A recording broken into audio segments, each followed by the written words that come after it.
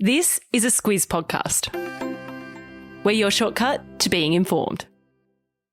Squiz Kids! It's your daily news fix. Fun, free, fresh.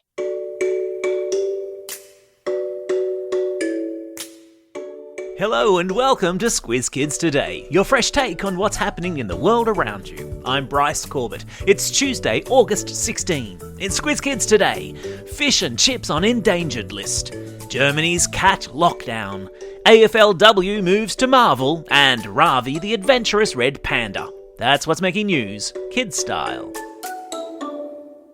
The lowdown. Last week, our morning pancakes were under threat thanks to a national egg shortage. This week, it's fish and chips. When will the torment end? That was the question being asked, mostly by me, yesterday following the news that fish and chip shops around the country have been forced to hike up their prices due to a shortage of the oils needed to cook the salty, crispy goodness, and also a shortage of potatoes. Now, I know it's hard to imagine, but the war in Ukraine, a drought in Canada, and a little thing here in Australia called inflation have all combined to make your piece of deep-fried cod and family box of hot chips from the fish and chip shop down the road temporarily more expensive. So how is that possible? We've spoken about this before on the podcast, how something called global supply chains means a hiccup on one side of the earth can have an impact all the way over on the other side of the planet. Or, put more simply, potatoes that are used to make hot chips are grown here in Australia, but also in places like Canada. And a drought there in Canada has affected how many potatoes they've been able to grow, and that means a big bag of potatoes for a fish and chip shop here in Australia has gone from $24 to $41 in a matter of weeks, which makes the price of chips that you and I buy go up. And there, my friends, is your economics lesson for the week. You're welcome.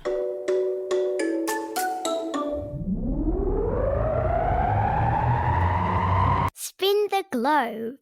Each day we give the world globe a spin and find a news story from wherever it stops. And today we've landed in Germany, where the small town of Walldorf has lifted its cat lockdown after 3 months. Yes, you heard correctly. Just like humans were locked down at the start of the coronavirus pandemic, cat owners in Walldorf were told in May that they either had to keep their cats indoors or keep them on a short leash if they went outside. The reason? To protect the town's 6 remaining crested larks. The birds, which are endangered across Germany, were in their breeding season, and if a cat snuck out and killed a crested lark baby or parent, the owner of that cat could cop a fine of more than $72,000. Now that the babies are older and stronger, though, the town's cats have been allowed back out. But next May, when breeding season hits again, they'll be hit with another lockdown. I wonder if cats like to watch Netflix. I did a lot of that during my lockdown. Sport time. And so yesterday the word went out across the AFL land. Moved to Marvel was the post that went up on Essendon Football Club's Twitter feed, noting that due to an overwhelming demand for tickets, the first round clash in the AFLW between Essendon and Hawthorn had been moved from Northport Oval in Melbourne to the much, much larger Marvel Stadium in the Docklands. The change of venue was prompted by all 12,000 tickets to the Northport Oval being sold out within 24 hours of going on sale. The game is set for August 27, so just over a week's time, when the 2022 AFLW season kicks off around the country. And get this, both the Bombers and the Hawks, along with Sydney and Port Adelaide, were only added to the AFLW competition this year, meaning this is their very first game. Further proof, if indeed any were needed, that girls and football are a match made in heaven.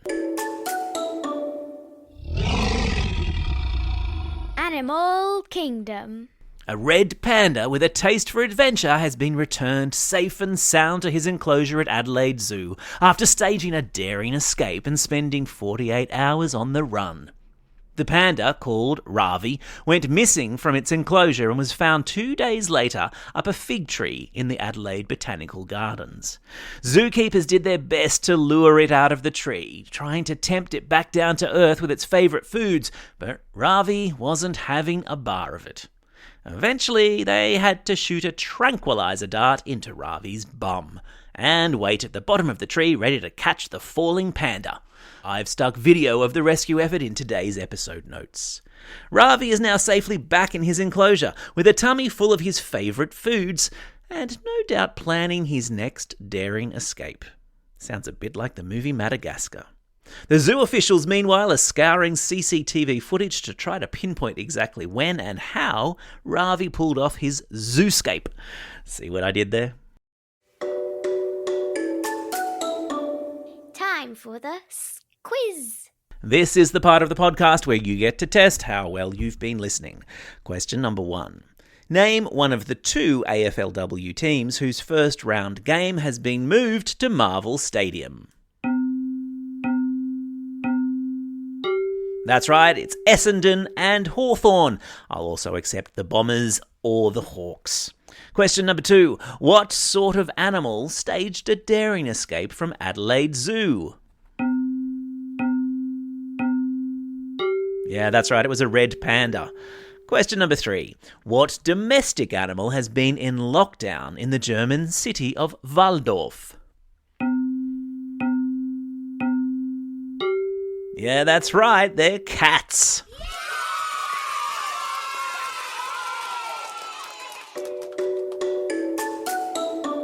Shout-outs. It's August 16, birthday today of 80s pop queen Madonna, and also of Thor movie director Taika Waititi. If you've never seen one of his earlier movies, boy, do yourself a favour, it's a classic. It's also a special day for these Squiz Kids celebrating a birthday today.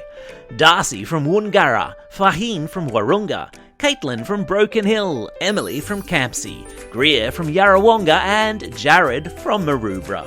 And a belated birthday shout-out goes to Finn from Katara South.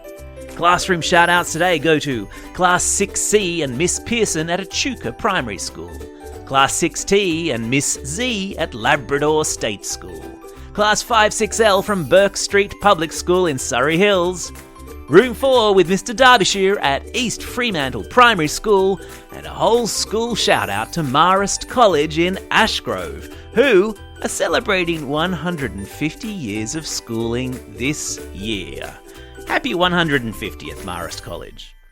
Don't forget, if you've got a birthday coming up and you want a shout-out, or if you're after a classroom shout-out, drop us a line at squizkids@thesquiz.com.au. Well, that's all we have time for. Thanks for listening to Squiz Kids today. We'll be back again tomorrow. In the meantime, get out there and have a most excellent day. Over and out.